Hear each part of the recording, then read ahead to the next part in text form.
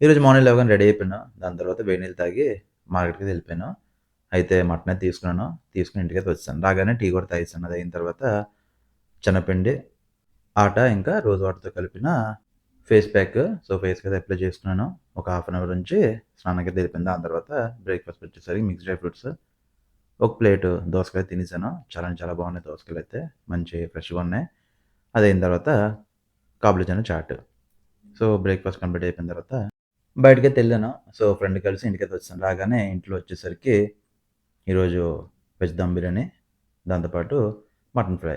So, first అయితే దమ్ బిర్యానీ చాలా అంటే చాలా బాగుంది.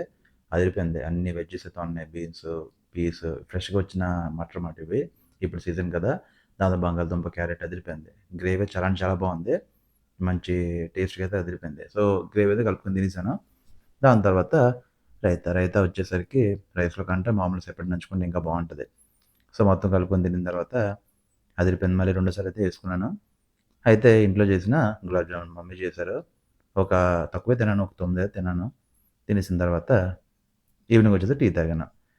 దాని తర్వాత అలాగా ఏ మూవీ చూద్దాం అని చెప్పి చూసాను. ఇది 'రాజ్' ఉంది. చాలా బాగుంది కామెడీగా.